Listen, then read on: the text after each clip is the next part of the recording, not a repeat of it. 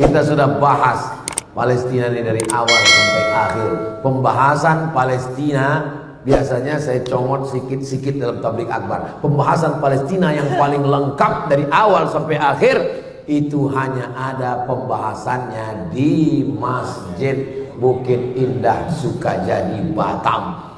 Tonton, share, subscribe, like, share, and comment. Assalamualaikum warahmatullahi wabarakatuh. Saya berada di asrama Ma'had Az-Zahra, 4 lantai 36 kamar.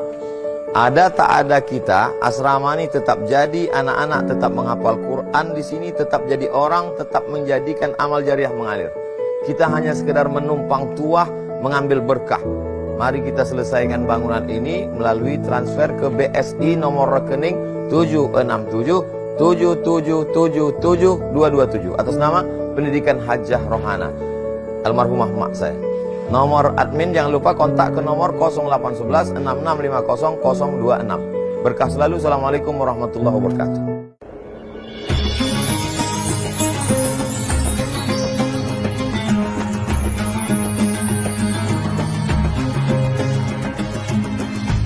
Bismillahirrahmanirrahim. Assalamualaikum warahmatullahi wabarakatuh.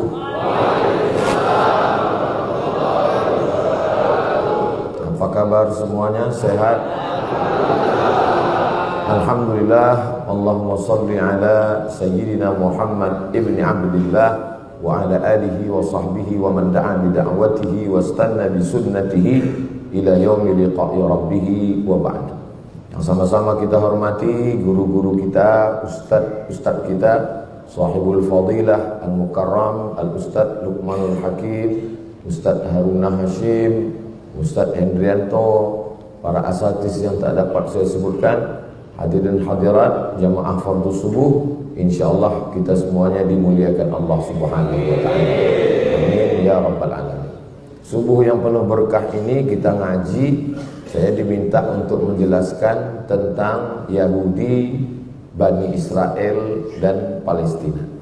Referensi yang dipakai waktu saya kuliah dulu di Fakultas Usuluddin Universitas Al-Azhar Mesir, ada satu mata kuliah, judul mata kuliahnya Tayarat Fikriyah Mu'asirah, aliran pemikiran kontemporer. Jadi setiap tahun itu berganti. Kadang tahun ini dibahas tentang Ahmadiyah, tahun ini kadang dibahas tentang, kebetulan pas tahun saya yang dibahas adalah tentang Zionis. Nama dosennya Profesor Dr. Syekh Fardullah. Lalu kemudian setelah pulang ke Indonesia, saya ada menerjemah satu buku judulnya Tarikh Al-Yahud, Sejarah Agama Yahudi. Bisa dicari di internet, di Google, Sejarah Agama Yahudi UAS. Nanti kelihatan sampulnya, ditulis oleh Dr. Muhammad Khalifah. Di samping bacaan-bacaan yang lain. Itulah referensi saya yang saya baca pada subuh ini. Mudah-mudahan bermanfaat buat kita dan jadi amal jariah buat penulisnya insyaallah. Amin ya rabbal alamin. Nabi Muhammad SAW, anak Abdullah, anak Abdul Muthalib, anak Hashim, anak Abdi Manaf, anak Qusay. Yang disebutkan Nabi sampai kepada datuknya yang paling atas, Adnan. Dari Adnan ini disebutkan lagi ahli sirah dan tarikh sampai kepada Sayyidina Ismail, anak kandung Nabi Ibrahim alaihissalam, dari ibu bernama Hajar.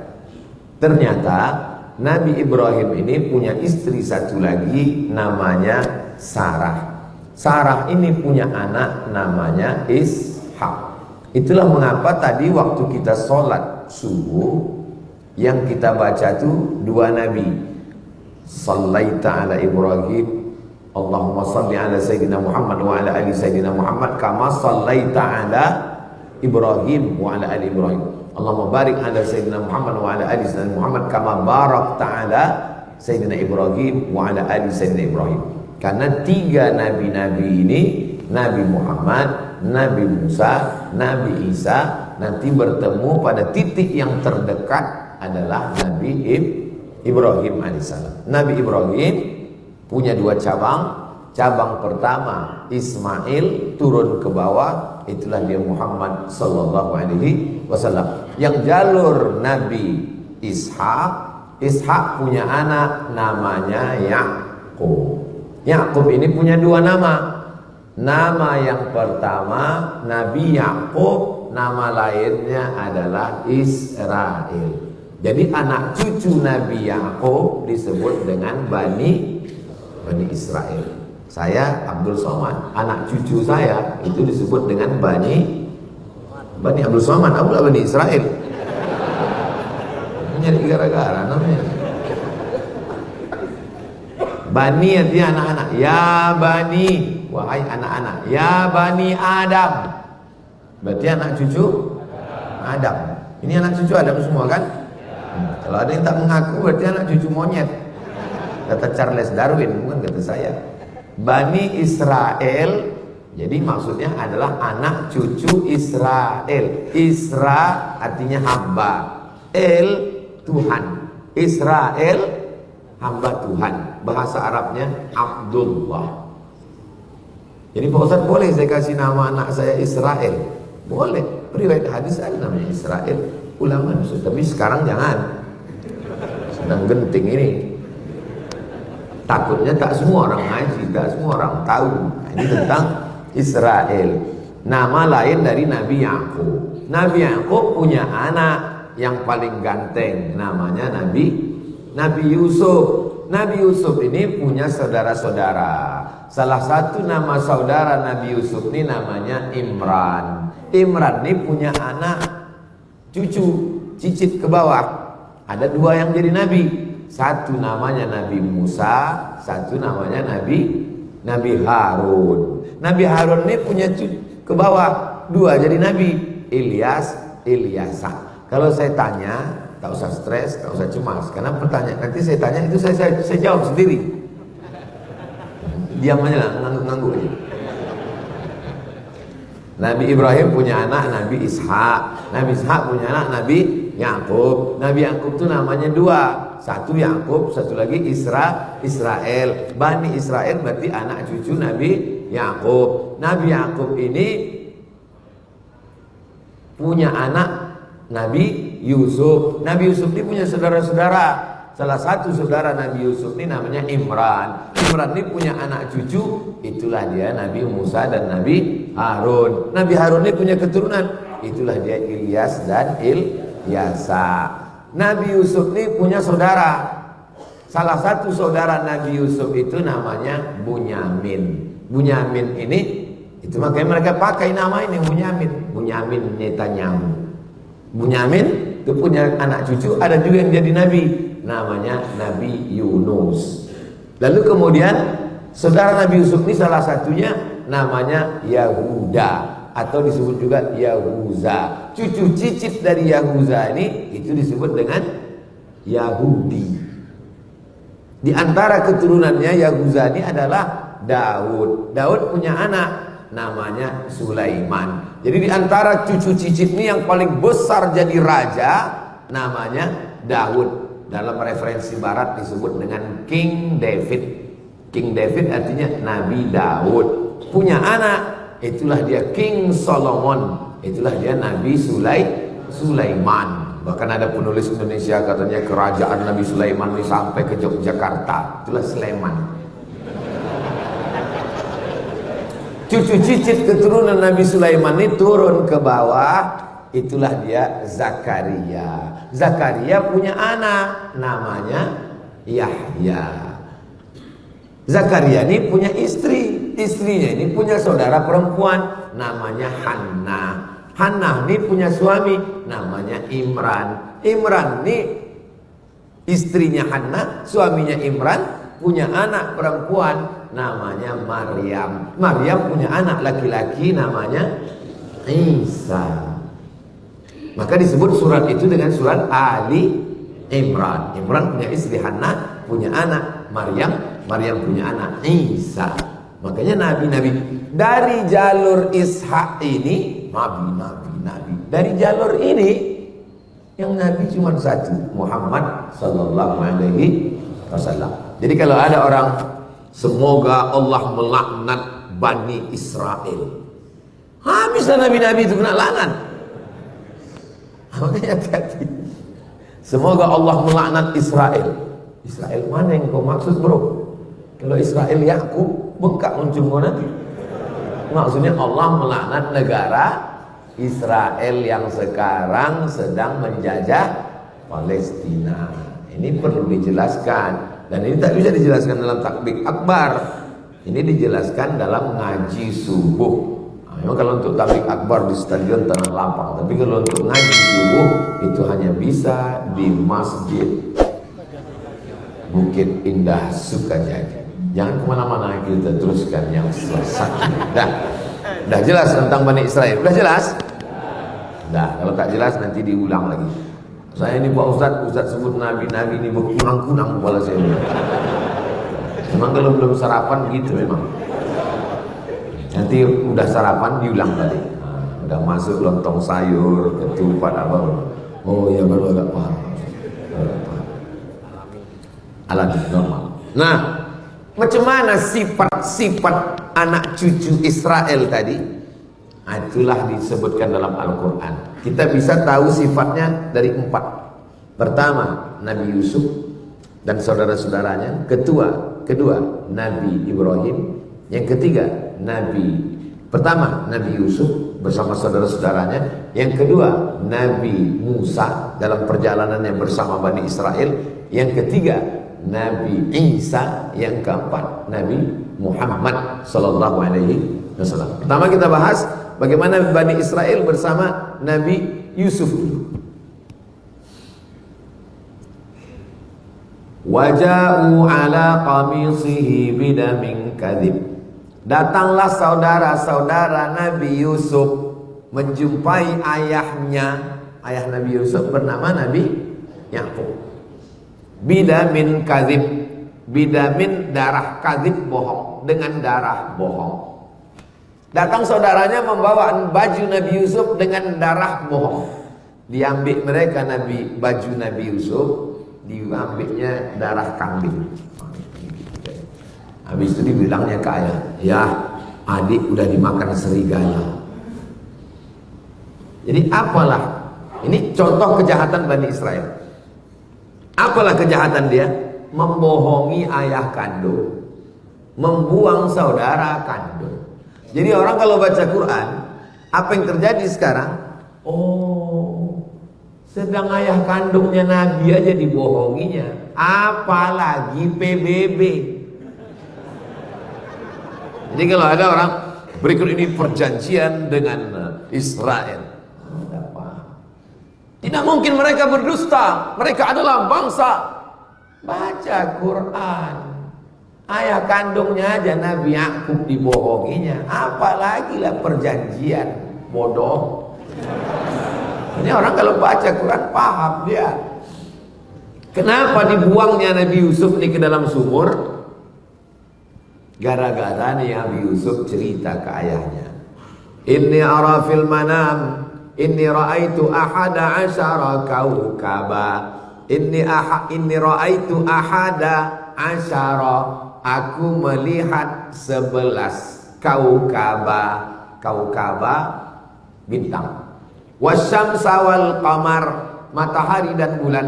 11 bintang, matahari dan bulan. Itulah yang dinyanyikan dulu dalam sebuah lagu nasyid. 11 bintang matahari bersujud padaku. Tak hafal saya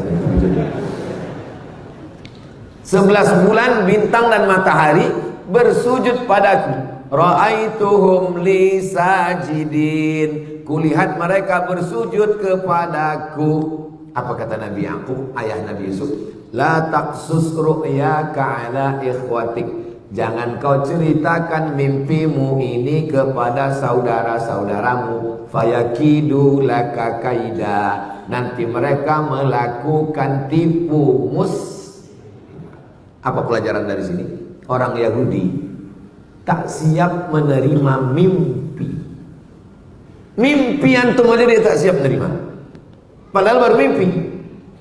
Maka cerita mimpi itu sampai kepada nyatanya. Mereka bawalah adiknya ini untuk lengkapnya lihat surat Yusuf.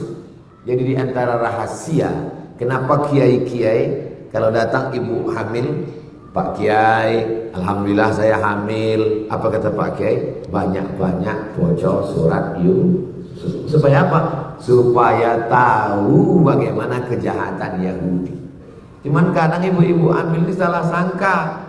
Disangkanya biar anaknya ganteng macam Nabi Yusuf. Pas anak itu lahir komplain, tengok hitam. Pak Kiai katanya baca surat Yusuf anak ganteng, iki kok ireng. Kiai orangnya sabar, tak mudah marah. Ditanyanya balik, bojone ndi? Iki ya bodoh. Jadi mereka dulu punya firasat yang luar biasa. Bagaimana anak-anak ini supaya imannya kuat seperti Nabi Yusuf melawan saudara sendiri. Kenapa mereka membunuh bangsa Arab? Padahal kalau dipertemukan ada pada satu nasab Nabi Ibrahim. Oh, saudaranya sendiri aja. Nabi lagi digitukannya. Apalagi lah bangsa Palestina. Jadi orang kalau baca Quran, itu jangan Israel.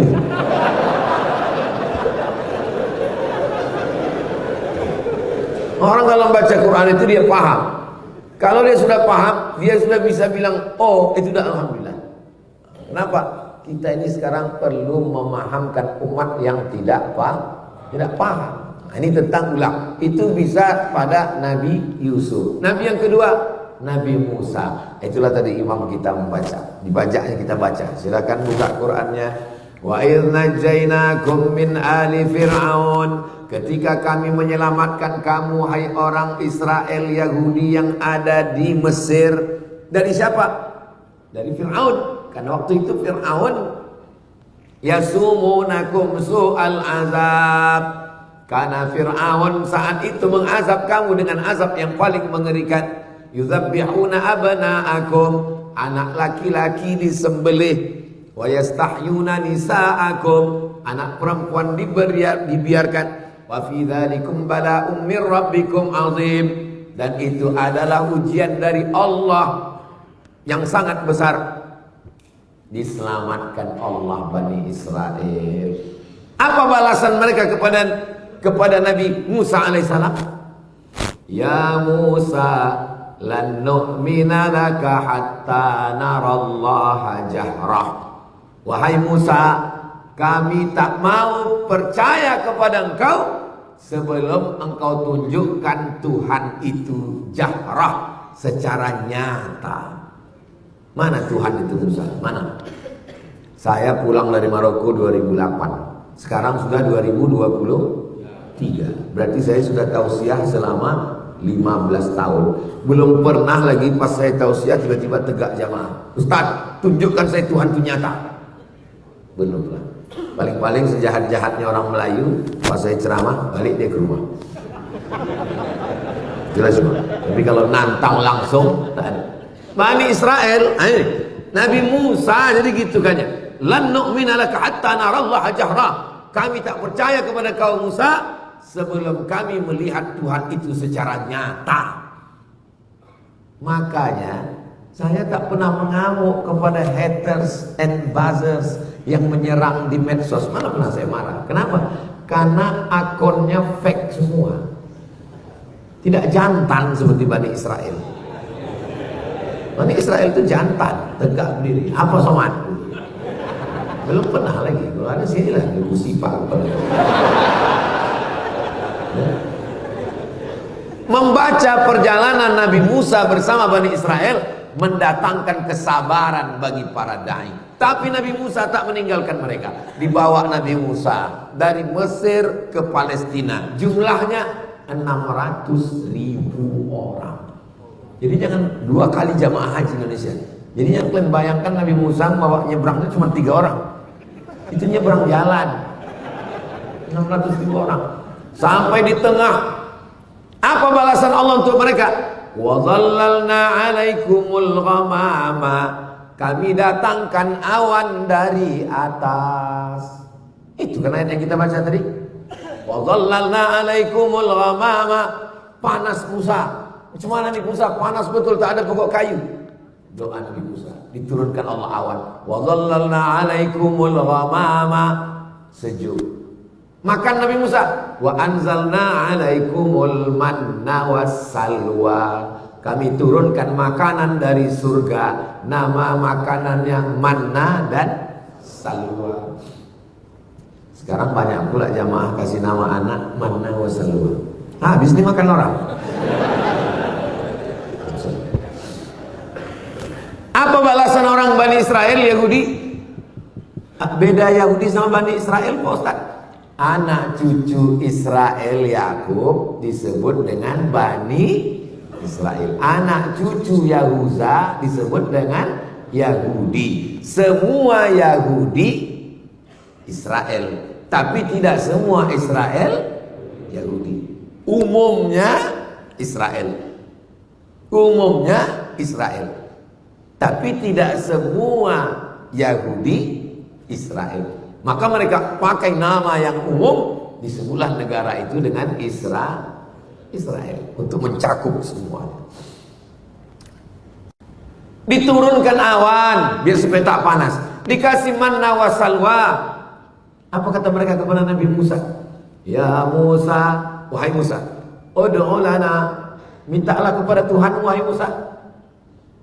Mimma yukhrijul ard, yang dikeluar bumi, mim baqliha, sayur-sayur, wa qissaiha, kisah itu bentuknya macam timun, tapi bukan timun, macam timun.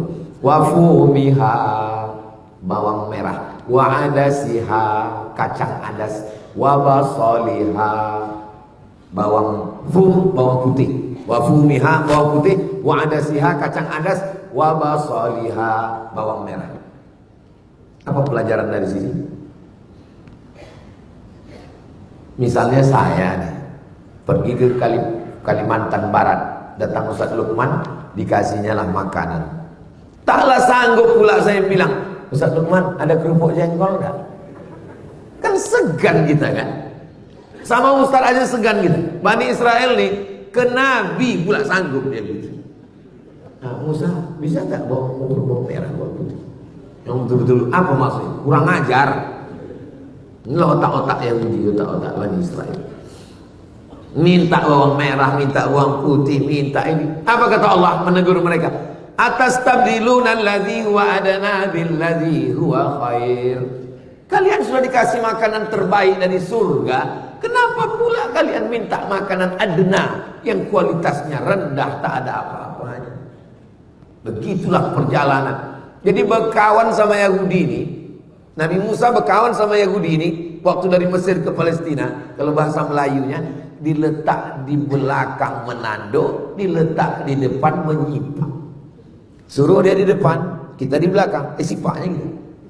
Kita di depan, dia di belakang, ditanduknya kita. Jadi kalau ada kawan di Batam ini begini, nah ini otak-otak Yahudi. Mesti diganti otaknya nih dengan otak-otak.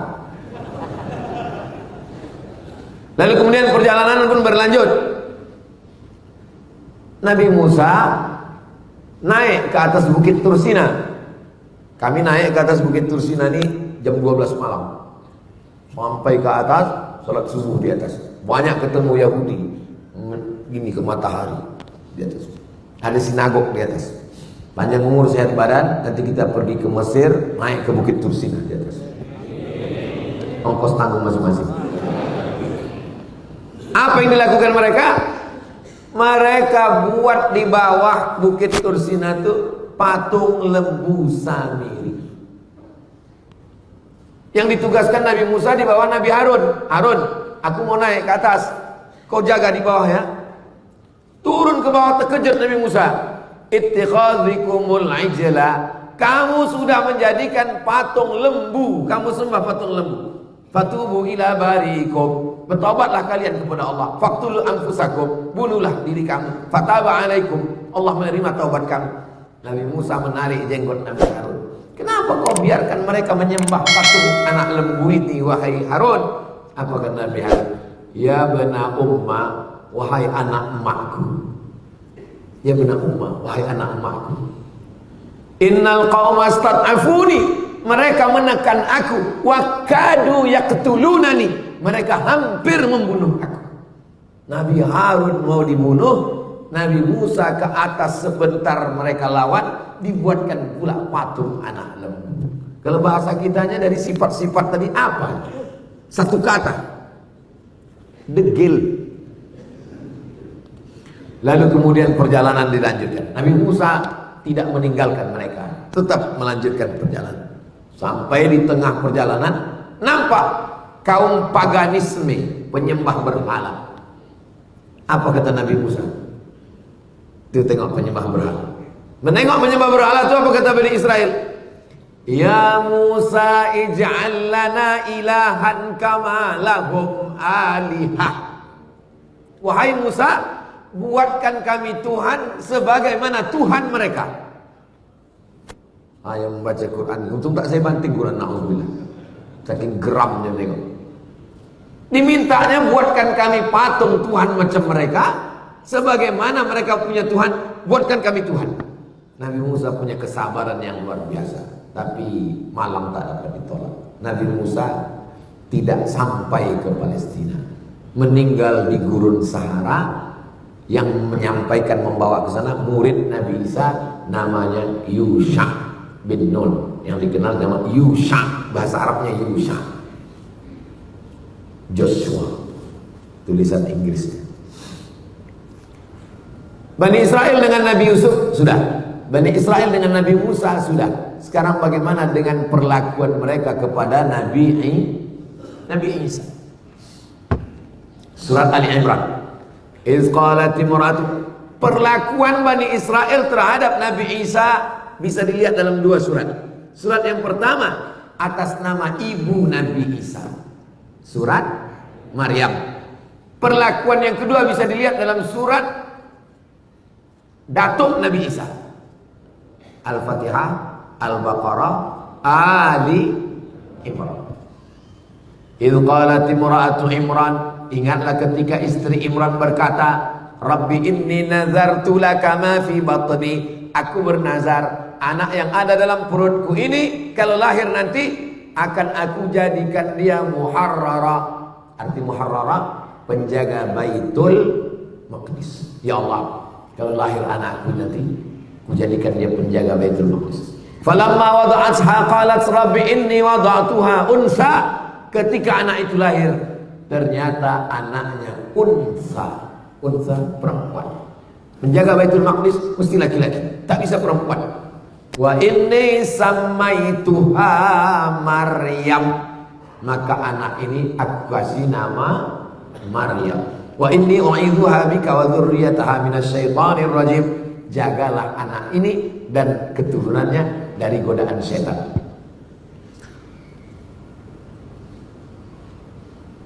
Inni samaituha Maryam wa inni u'idzuha bika wa dzurriyyataha minasyaitonir rajim fataqabbalaha rabbuha biqabulin hasanin wa ambataha nabatan hasana fakaffalaha Zakaria. Anak itu diasuh oleh Zakaria. Karena Imran meninggal, Maryam anak yatim dijaga oleh Zakaria. Diletakkan satu tempat namanya mihrab.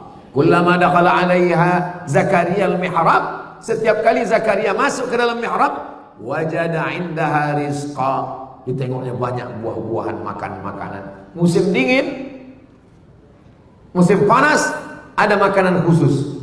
Nabi Zakaria heran. Ya Maryamu anna laki hadza, wahai Maryam, dari mana kau dapat makanan ini?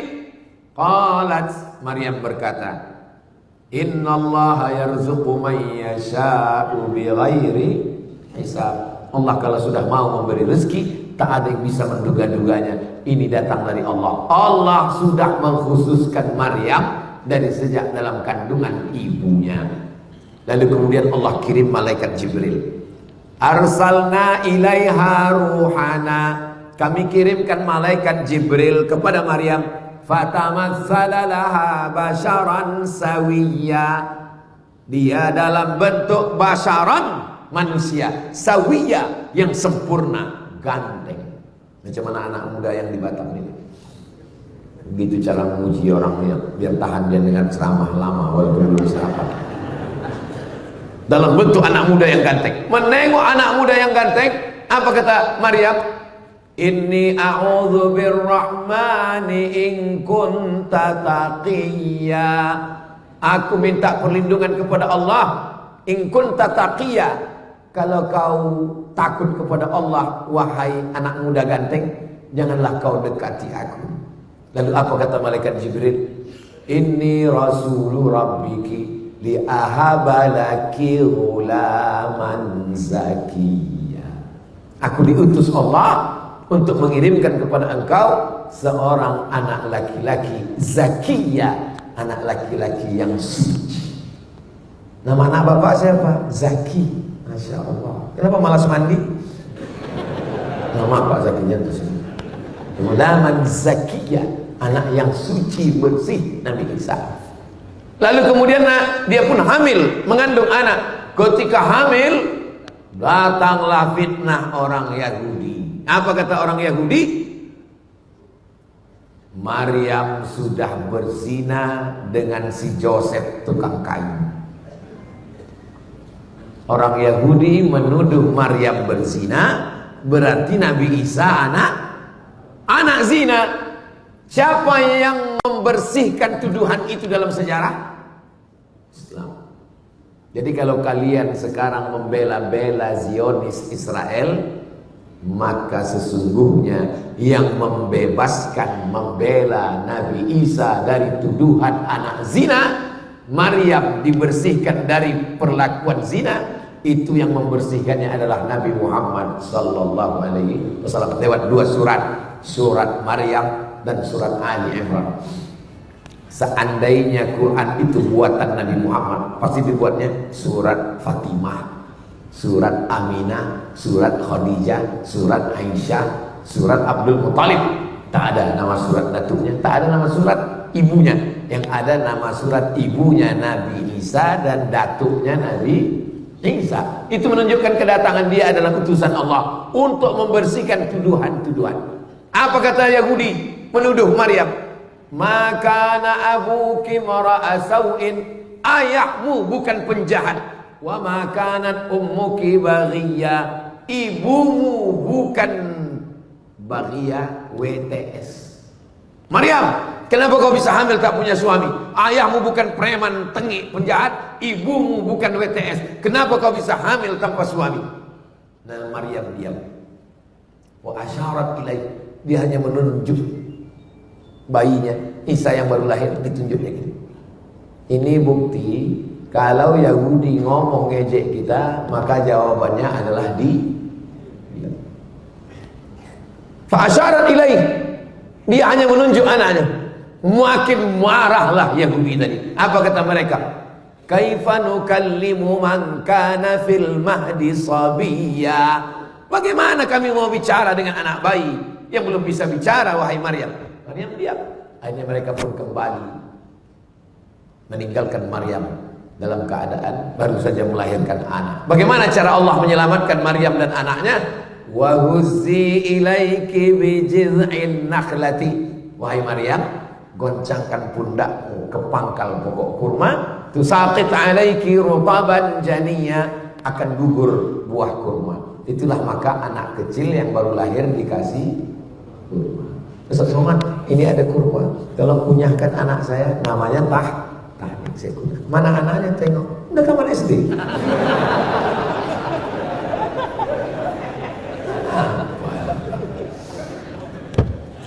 Nah, mana tadi? Itu lupa pula gara-gara anak SD juga. Begitulah perlakuan mereka. Nabi Isa ini berdakwah Nabi Isa, jumpalah sama Yahudi. Kata Nabi Isa, dibawa Nabi Isa ikan yang udah mati. Kata Nabi Isa, kenapa ikan ini, kata Nabi Isa, ikan asin, kenapa ikan ini busuk? Kata Yahudi, ya ikan kalau sudah naik ke atas busuk lah.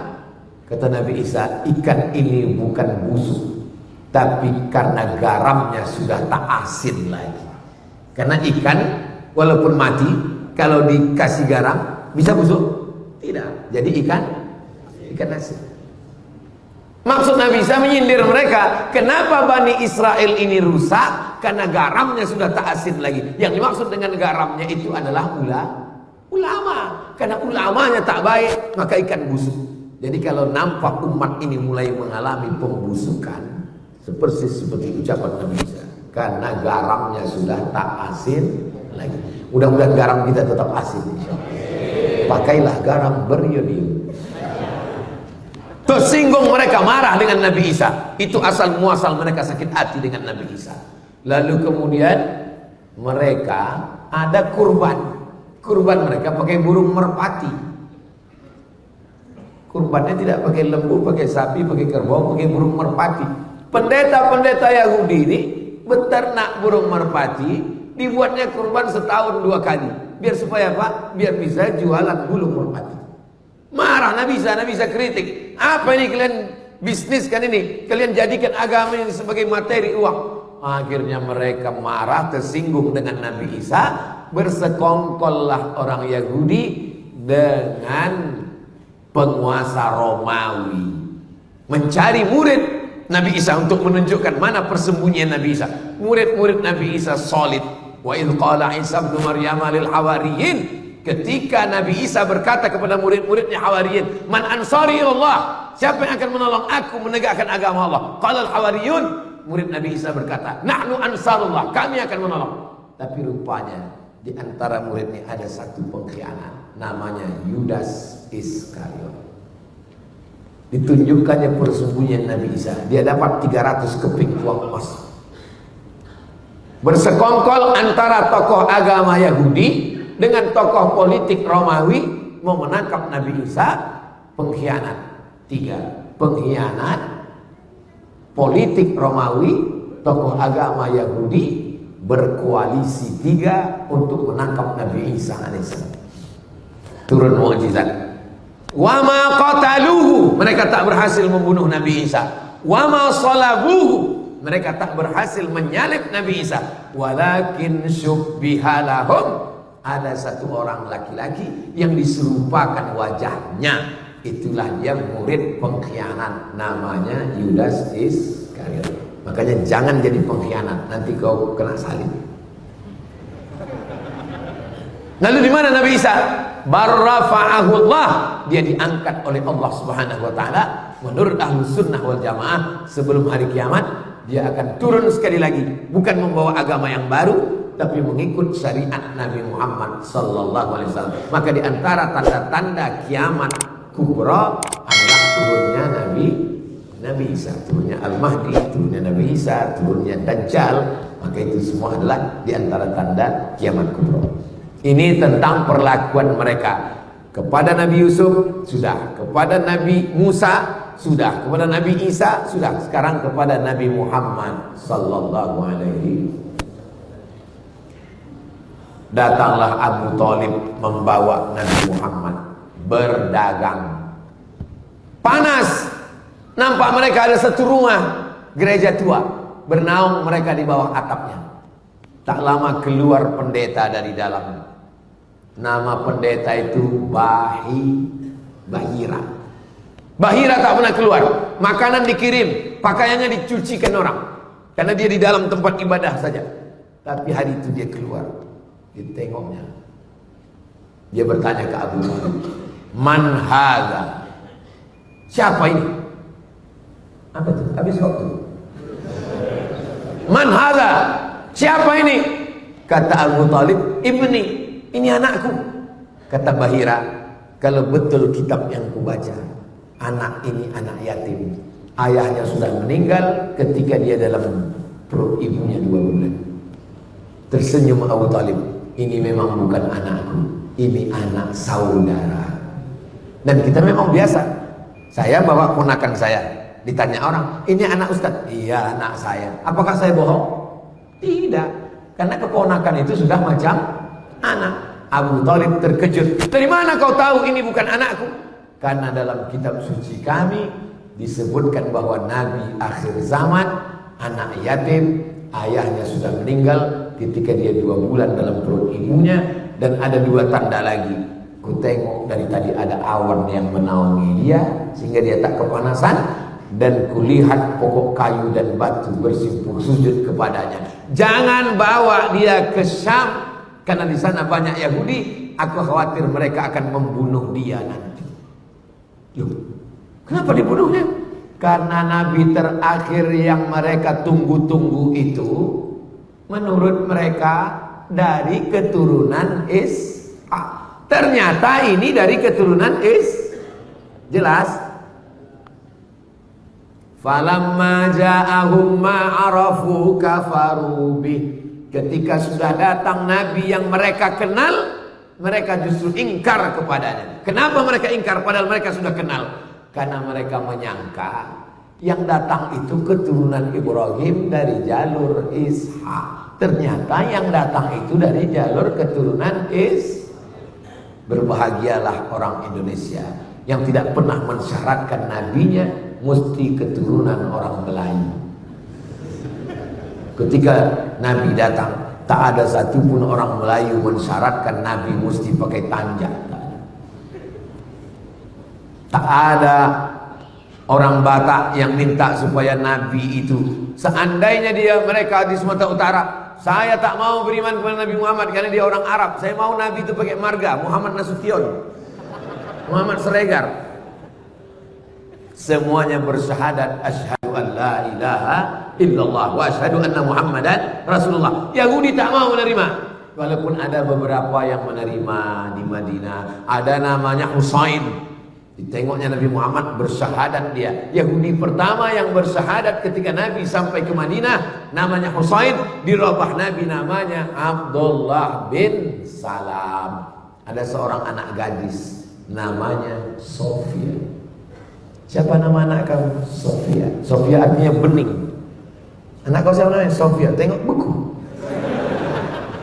Mama Sofia itu semua.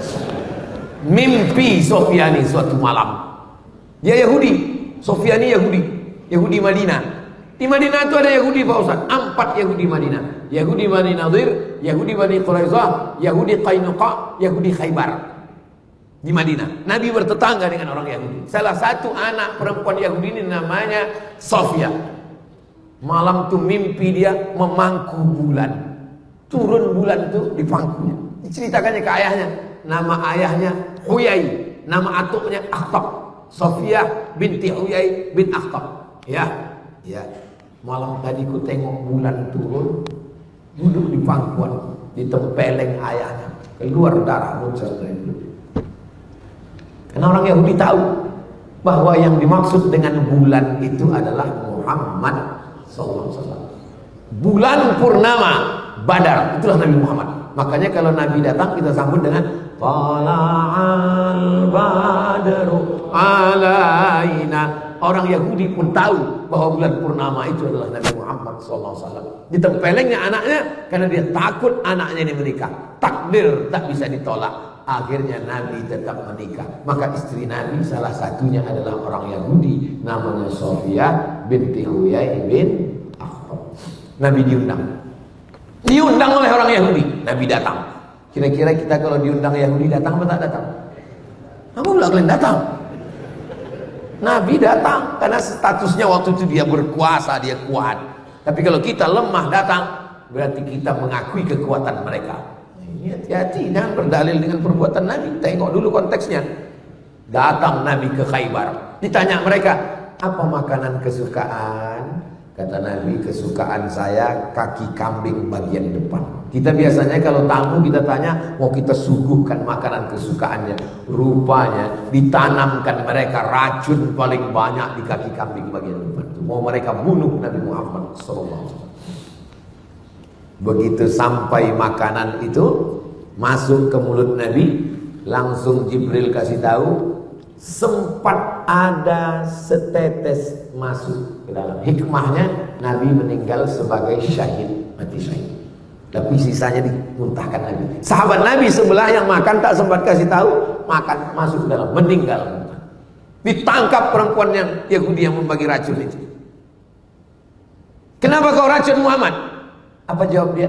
Aku mau ngetes dia Nabi asli atau Nabi palsu. Emanglah otak-otak yang Nabi memaafkan, tapi saudara keluarga yang terbunuh tadi tidak memaafkan, maka berlaku hukum qisas dalam Islam. Yahudi pengkhianat, mereka mengkhianati perjanjian, berkoalisi dengan orang kafir Makkah untuk memerangi Nabi. 3 yang berkoalisi. Pertama orang munafik, yang kedua orang Yahudi, yang ketiga orang musyrik Makkah. Padahal sudah ada perjanjian piagam Madinah supaya kita sama-sama jaga Madinah ya. Ya, berkoalisi dengan orang Makkah menyerang Nabi. Perang koalisi itu disebut dengan perang Ahzab. Perang Ahzab. Strateginya gali parit. Yang punya strategi namanya Salman Al-Farisi. Kata Salman, kita gali parit. Maka perang itu disebut dengan perang parit, perang Khandaq, supaya kuda tak bisa melompati parit. Disebut dengan perang Ahzab karena perang koalisi partai-partai, partai musyrik, partai munafik, partai Yahudi untuk menyerang Nabi Muhammad SAW. Akhirnya mereka terusir dari kota Al-Madinah Al-Munawwarah. Makanya ketika presiden pertama Israel berdiri, apa kata dia? Ditariknya nafasnya. Aku mencium bau kakekku di Madinah. Apa maksudnya? Nanti kalau Israel berkuasa, dia akan mengambil kota Madinah. Bukan sembarangan, karena dia anggap Nabi Muhammad mengambil. Padahal mereka ingkar perjanjian. Ini mesti diluruskan. Jadi jangan bayangkan Nabi Muhammad datang bawa pedang ke kota Madinah, semua Yahudi pancung kepalanya. Tidak begitu. Baca sejarah baik-baik. Mereka tempat bertetangga selama 2 tahun. Setelah itu mereka melakukan pengkhianatan. Akhirnya terusir dari kota Al-Madinah Al-Munawwarah. Falamma ja'ahum ma'arafu kafarubi. Ketika Nabi yang sudah mereka kenal itu datang, mereka ingkar. Dan mereka itu kalau datang Nabi tak sesuai dengan keinginan mereka, fariqan kadzabtum wa fariqan taqtulun. Sebagiannya kamu dustakan dan sebagiannya kamu bunuh. Percobaan pembunuhan mereka lakukan kepada Nabi beberapa kali. Mereka curi rambut Nabi. Rambut Nabi dicuri.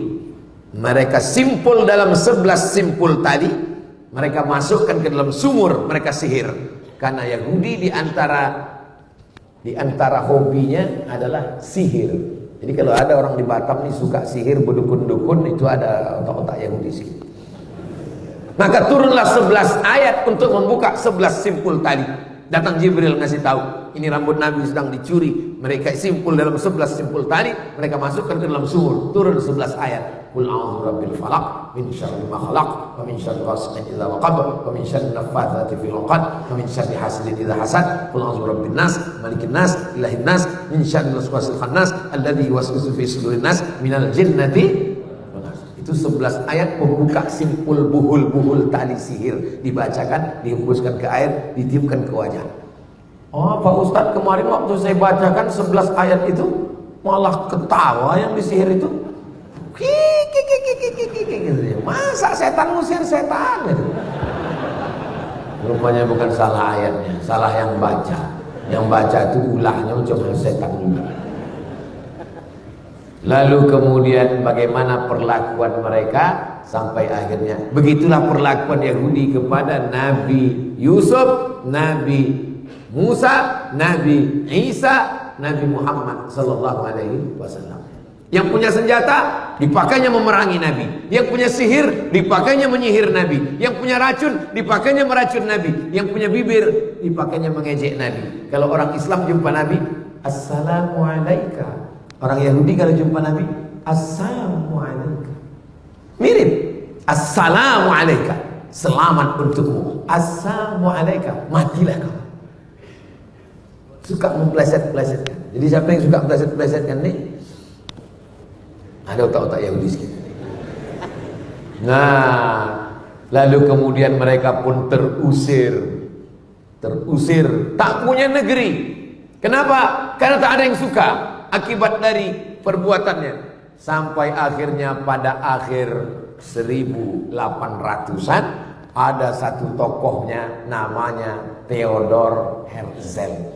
Theodor Herzl tokoh Yahudi ingin membuat sebuah negara. Ide membuat sebuah negara ini datang belakangan. Theodor Herzl punya cerita. Datanglah mereka menemui Sultan Abdul Hamid. Kebetulan waktu itu Palestina di bawah kekuasaan Turki Utsmani. Dibawanya duit emas 1 koper. Wahai Sultan Abdul Hamid, kami minta membuat negara di Palestina. Apa kata Sultan Abdul Hamid? Yang diperjuangkan dengan darah tidak akan dijual dengan emas. Sakit hati mereka dengan ucapan itu. Akhirnya mereka tumbangkan Sultan Abdul Hamid. Maka habislah Turki Utsmani pada tahun 1924. Tak ada lagi penjaga Turki. 1924. Itulah maka mereka bisa masuk ke Palestina tahun 1946. Kenapa bisa masuk? Karena lemahnya kekuasaan umat Islam. Siapa yang mengasih mereka masuk ke dalam?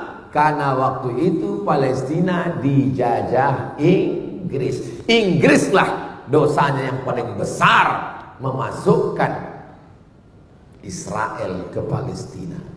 Kalau mau tahu cerita siapa negara yang paling besar dosanya? Inggris. Karena dia menjajah Palestina dan dikasihnya tiket masuk. Israel berdatangan beramai-ramai. Kenapa mereka datang ramai-ramai ke Palestina? Kata Syekh Fargallah, mereka menunggu Melek Mesyah. Melek bahasa Arabnya Madik, Mesyah juru selamat. Mereka menunggu raja juru selamat terakhir. Mereka bermimpi akan punya raja, akan punya kerajaan, punya raja. Syarat rajanya itu turun, mesti ada 5 syarat. Syarat yang pertama, semua Yahudi di dunia datang kembali ke Palestina. Maka mereka pun datang. Yang dari Amerika datang, yang dari Eropa datang, yang dari Maroko datang, yang dari Andalusia datang, yang dari Rusia datang. Semuanya kembali. Sekarang sudah berkumpul 5 juta orang Yahudi di Palestina, membuat negara bernama Zionis. Zionis dari satu bukit, nama bukitnya Bukit Sion, atau disebut juga dengan Zion. Maka mereka sebut negara itu adalah negara Israel, didirikan oleh kelompok Zionis Israel. Kenapa mereka buat negara itu? Karena syarat menurut mereka akan turun raja yang mereka nantikan itu kalau ada 5 terwujud. Pertama, orang Yahudi mesti ramai-ramai pulang. Sudah pulang atau belum? Sudah. Sejak 1946 buat negara 1948. Sekarang Palestina menjadi minoritas, dan menurut Google Map tak ada lagi Palestina. Yang ada hanya Israel. 2. Sakit hati mereka yang paling besar adalah kepada Babel. Karena bangsa yang paling banyak menyiksa mereka, lebih dahsyat daripada Fir'aun, adalah Babel. Babel itu maksudnya Babilonia. Babilonia itu Irak, bukan Bangka Belitung. Maka setiap penguasa mereka pasti menghajar, menghantam Babel, Irak. Karena menurut mereka setiap penguasa mereka mesti menghantam Irak, karena syarat untuk membalaskan sakit hati raja-raja mereka. Kalau mau raja terakhir itu turun, maka hantamlah Irak. Itulah mengapa Irak babak belur terus. Tapi yang menghantam Irak kan Amerika, Pak Ustaz, bukan Israel. Atas perintah Israel. Loh, bukannya Israel negara kecil, Amerika negara besar. Presiden Amerika tidak akan terpilih kecuali persetujuan dari Israel garis kanan. Dan menteri-menteri itu adalah sebagian besar Madeleine Albright, Yahudi. Yang merusak melalui film, Yahudi. Nah, ini semua Yahudi. Lalu kemudian yang paling kaya, orang-orang kayanya, Yahudi. Tapi kita tak bisa salahkan orang kaya. Ya dia kaya, salah kita lah kenapa pakai miskin, susah. Salah ini Jepang menjajah kita. Jepang salah, tapi kita lebih salah. Kenapa kita mau miskin, susah, mau dijajah? Nah, jadi kita mesti bangkitkan semangat. Yang pertama syarat rajanya turun, Yahudi mesti balik ke Palestina. Syarat yang kedua, Irak mesti dibantai. Maka Irak itu babak belur terus sampai serangan yang terakhir. Sampai hari ini Irak lemah. Yang kedua, jadi kata dia, rajanya itu di atas, Mesiah yang dia sebut itu raja di atas, mau turun ke bawah kalau ditengoknya bawah itu hijau. Dia mau ditengok hijau. Itulah maka mereka menggerakkan penghijauan, menanam tanaman sebanyak-banyaknya, dan tanaman yang ditanam itu adalah syajaratul gharqad. Namanya pohon gharqad. Subhanallah, Masya Allah, Tabarakallah, Allahu Akbar. Allahu Akbar. Kenapa Allahu Akbar? Karena dalam hadis Nabi dikatakan, nanti ketika kamu berperang dengan Yahudi, sampai batu-batu berkata, ya Muslim, hadza Yahudi khalfi. Wahai Muslim, ini di belakangku ada orang Yahudi. Faktulhu, bunuh dia. Satu-satunya yang membela Yahudi kata Nabi cuma satu. Apa itu? Pohon gharqad. Dan pohon gharqad itu sedang mereka tanam sekarang. Saya waktu sampai di perbatasan, ini Mesir, ini Rafah. Rafah ini satu kota dibagi dua, setengah untuk Mesir, setengah diambil Israel, Palestina. Nah, ditunjukkan sama gaya Ustaz Somad, itu adalah pohon gharqad yang hijau mereka tanam. Untuk apa? Supaya mereka bisa terselamatkan. Syaratnya mesti hijau, barulah raja yang mereka nanti itu akan datang turun. Mereka melakukan protokoler yang dibuat oleh Zionis sesuai dengan yang mereka baca dalam kitab mereka. Mereka percaya, mereka mengamalkannya, mereka menerapkannya, karena mereka mau membuat yang namanya The Great Israelian Israel Raya. 4. Apa lagi mesti mereka lakukan? Mereka mesti membersihkan tempat itu dari orang yang bukan Yahudi. Makanya yang boleh datang menjadi warga negara Yahudi itu mesti emaknya, ayahnya Yahudi. Itu yang original Yahudi. Andai ayahnya tidak Yahudi, paling tidak emaknya Yahudi. Karena mereka melihat nasab dari jalur emak. Ayahnya boleh tak Yahudi. Makanya dulu ketika datang Yahudi yang mengaku Yahudi dari Afrika, tak diakui karena tengok hitam. Jadi yang sekarang jadi simpatisan Yahudi dari Asia, kalian jangan pernah mimpi jadi warga negara Yahudi kalau kalian pesek, Yahudi bonga, Yahudi bodoh. Tak akan diakui kalian. Karena mereka hanya mengakui Yahudi kalau darahnya darah Yahudi. Andai bapaknya tak Yahudi, emaknya mesti Yahudi. Andai emaknya Yahudi, baru diakui. Emaknya tak Yahudi, tidak diakui. Karena syaratnya mesti berdarah Yahudi. Beda sama Islam. Islam tak ada tengok darah. Islam siapapun dia, mau Melayu, mau Batak, mau Minang, mau Jawa, mau Eropa, mau Sunda, mau Bugis, mau Makassar, mau Banjar, selama dia bersyahadat asyhadu an la ilaha wa asyhadu anna Muhammadan Rasulullah. Jadi yang ikut-ikut agama Yahudi, yang tidak Yahudi, sadarlah kalian. Udah pesek, hitam, pendek, hidup, ikut Yahudi pula. Yang kelima, apa syaratnya baru turun? Nah, ini syarat yang terbesar. Mesti dibangun Temple of Solomon. Apa Temple of Solomon ini Pak Ustadz? Ini Masjidil Aqsa. Kata mereka di bawah Masjidil Aqsa ini ada kuil King Solomon. Maka Masjidil Aqsa ini mesti diratakan dengan tanah, dinaikkan kuil ini, dibangun ke atas untuk menyambut kedatangan. Gambarnya sudah mereka siapkan. Tulis aja di Google itu Temple of King Solomon, King Solomon Temple. Tak pula keluar. Habis paket diambil Yahudi.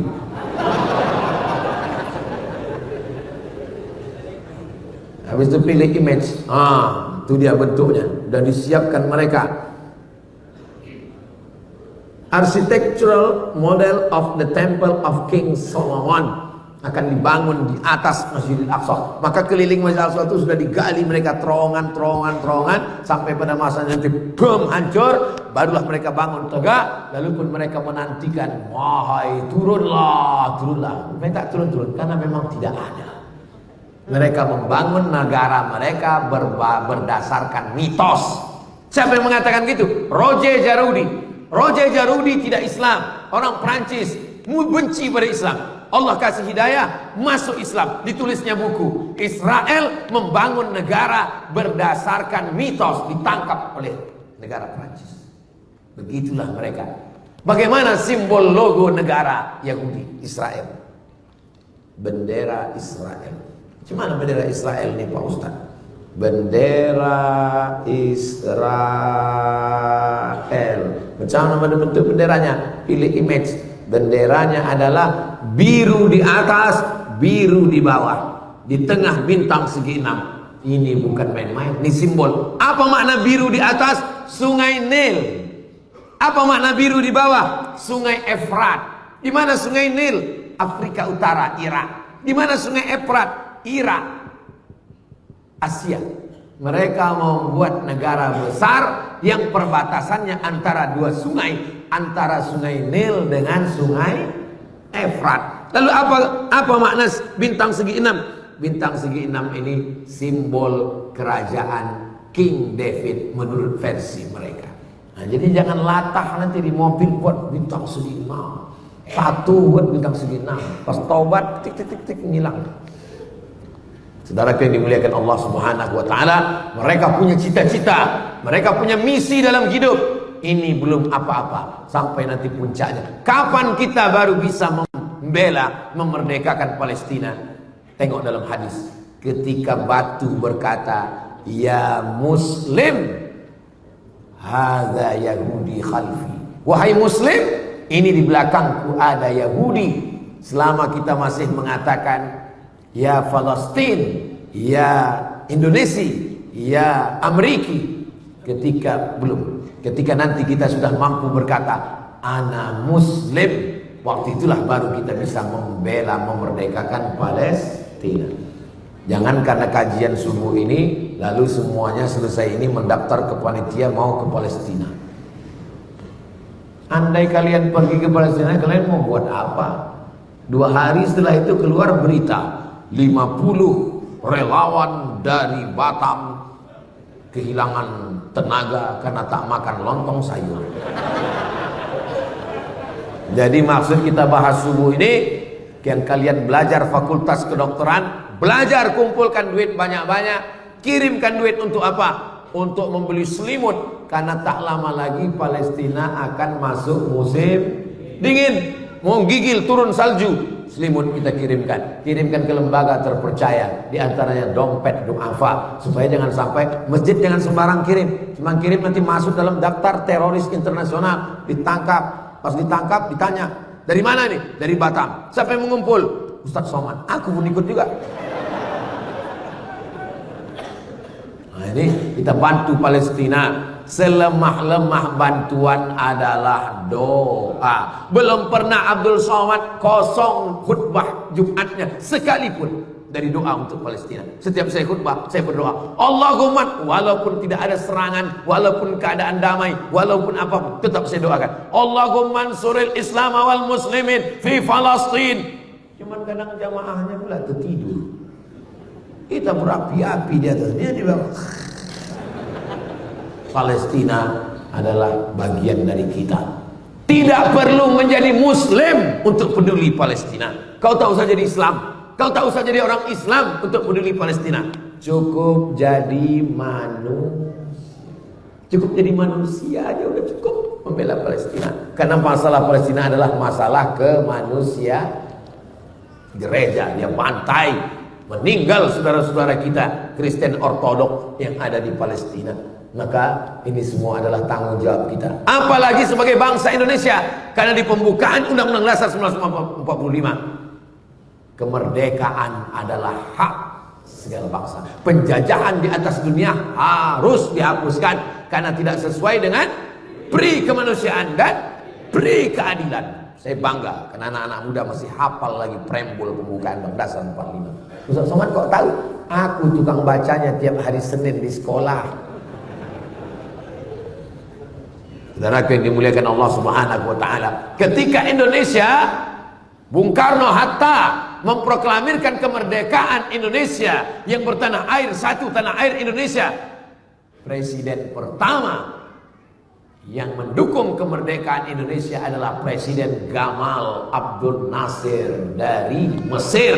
Mufti pertama yang mendukung kemerdekaan Indonesia adalah Mufti Amin Al-Husaini dari Palestina. Negara pertama yang mengakui kita merdeka adalah Mesir dan Palestina. Sekarang apa yang kita lakukan untuk Palestina? Hai para tentara yang gagah, hai para penguasa, dengan tombol nuklirmu, dengan baju besimu, kau akan diminta tanggung jawab di hadapan Allah Subhanahu wa taala. Allahu Akbar.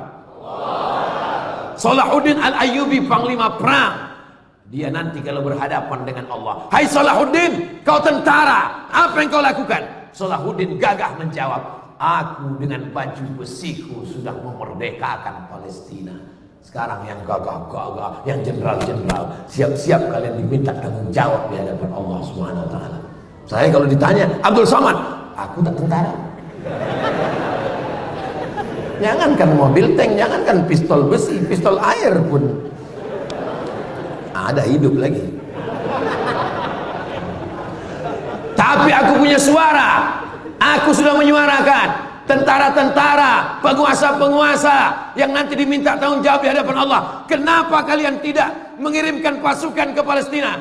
Mereka menjawab, karena Ustadz tidak pernah menceramahkan. Aku ditanya, Abdul Somad, sudah menceramahkan di Batam, apakah kalian bersaksi semuanya?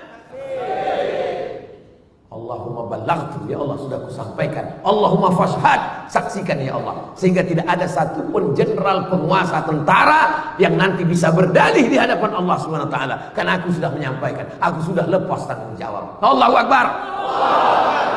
Ini Ustaz semangat nih karena Palestina atau karena lapar? Bercampurlah dua-duanya. Kita sudah bahas Palestina ini dari awal sampai akhir. Pembahasan Palestina biasanya saya comot sikit-sikit dalam tabligh akbar. Pembahasan Palestina yang paling lengkap dari awal sampai akhir itu hanya ada pembahasannya di Masjid Bukit Indah Sukajadi Batam. Tonton, share, subscribe, like, share, and comment. Adik-adik, potong video ini pendek-pendek. Ketika saya cerita tentang mereka akan menghancurkan Masjidil Aqsa dan mereka akan mengembalikan Temple of King Solomon. Kalian pondong petek satu menit, baru kalian tampilkan ceramahnya, baru kalian tampilkan inilah dia Temple of King Solomon. Baru kalian wajari pula, kalian pandai lah kalian buat begini kan, pandai lagi kan. Share, bagikan. Ketika saya bercerita tentang mereka berkeyakinan bahwa mereka akan berkuasa, batas negaranya adalah biru di atas, biru di bawah. Biru di atas adalah sungai Nil, biru di bawah adalah sungai Efrat. Mereka ingin mendirikan the Great Israelian. Akan potong di 1 menit, akan tampilkan bendera Israel. Inilah dia yang akan menjadi kuasa. Bisa tak bisa? Oh, tak bisa aku buat nanti. Itulah yang dapat saya sampaikan pada subuh yang penuh berkah ini. Mudah-mudahan bermanfaat untuk kita dan saudara kita semuanya, insyaallah. Aku qauli hadza astaghfirullah li wa lakum. Di akhir majlis mari kita sama berdoa kepada Allah. Mudah-mudahan Allah senantiasa menolong kita supaya istiqomah. Berapa banyak orang mengejek kita tak peduli, karena kita hanya takut kepada Allah. Kita akan diminta tanggung jawab di hadapan Allah. Apa kontribusi kita untuk saudara kita di Palestina? Ala hadhihi niyyah wa kulli niyatin shalihah. Al-Fatihah. Assalamualaikum warahmatullahi wabarakatuh. Saya berada di asrama Ma'had Az-Zahra, 4 lantai 36 kamar.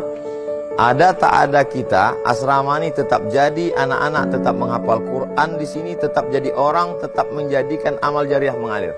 Kita hanya sekedar menumpang tuah, mengambil berkah. Mari kita selesaikan bangunan ini melalui transfer ke BSI nomor rekening 767 7777227 atas nama Pendidikan Hajah Rohana, almarhumah mak saya. Nomor admin jangan lupa kontak ke nomor 0811 6650 026. Berkah selalu. Assalamualaikum warahmatullahi wabarakatuh.